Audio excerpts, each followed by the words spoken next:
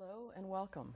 I'm Dr. Fraser Pearson, and I'm here on the campus of Pacifica Graduate School with Dr. James Hillman, the founder of archetypal psychology.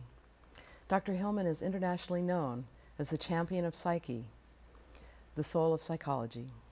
Dr. Hillman, hello. Hello. I'm already troubled. I'm already troubled. I don't really like the idea of founder of something. It's St. Peter on his rock or something. I think I'd rather be a renegade psychologist. I don't mind being a champion of psyche. I think every person is a champion of psyche, or at least a representative of psyche. But I think it's hard to say what kind of psychologist I am or what archetypal psychology is, so you're in a difficult chair. Well, I hope between the two of us we'll be able to talk a little bit about what archetypal psychology is and psyche and the soul. Yeah, I hope so. Another part of that founding is a lot of what archetypal psychology does is criticize or bring critical sense to things. Mm-hmm. And that's a little different than setting up a whole lot of principles. Yes. It's working with what's already there and trying to rework it. Mm-hmm. Mm-hmm. As you proposed in revisioning psychology. Yeah. Exactly. Yes. Revisioning psychology. Yes. A fortunate title. It was a fortunate title, yeah. And you're describing this as difficult. It's not an easy process to revision something that has become systematized. True. Or that has become believed in, very strongly believed in as empirically verified. Mm-hmm. Then you're challenging very deep ideas. Of course, also psychology has set itself up, psychotherapy has set itself up as helping the disturbed, you know, what do you call pacifying, mm-hmm. or making things secure or helpful or you know, it's a progressivist kind of fantasy that things we will make things easier, better, softer, nicer, more dealable or copable. Mm-hmm. And sometimes the psyche upsets us in order for us to go further with our lives and our thoughts. Yes. From reading your work, it sounds like it's quite frequent that psyche upsets us in that way to help us to go further. The psyche upsets us. Because that's really the question, isn't it? I mean, a person goes to therapy because of a symptom, mm-hmm. because of a problem, as we call them, or as an upset, disturbance. And the question is not so much how to get rid of that as it is, why is this disturbance coming mm-hmm. in my life? What does it want? Mm-hmm. What kind of a life have I got that it needs this disturbance to it? Yes, that really is a very different vision.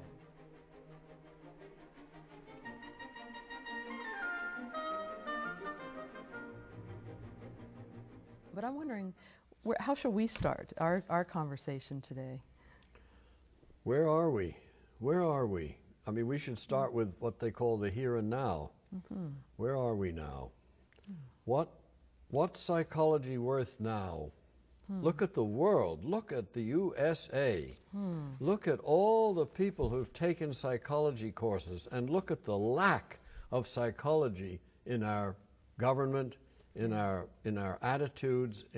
I mean, we haven't a clue. We go around the world as if there was no such thing as a psyche, no such thing as a soul. I mean, we bomb and exploit and take and kill, and as if this had no effect in the soul of our own people, let alone other people.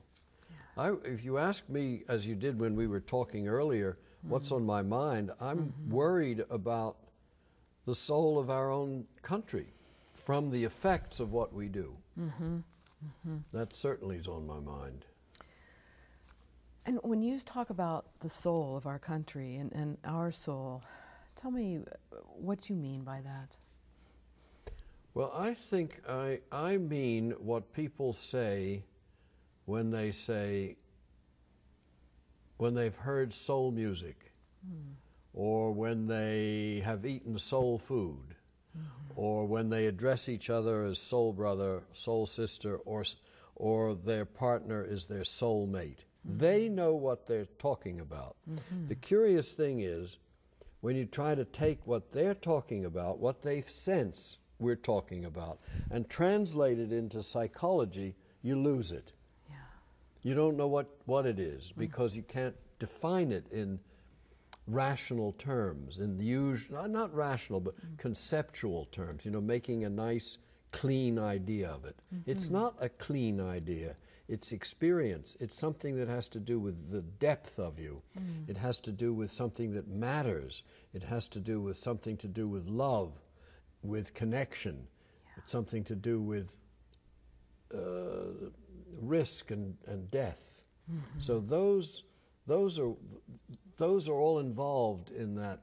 Also tragedy. You think of soul music, and there's a deep sense of beauty and tragedy together.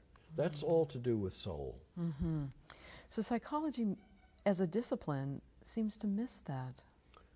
I think it's afraid of it.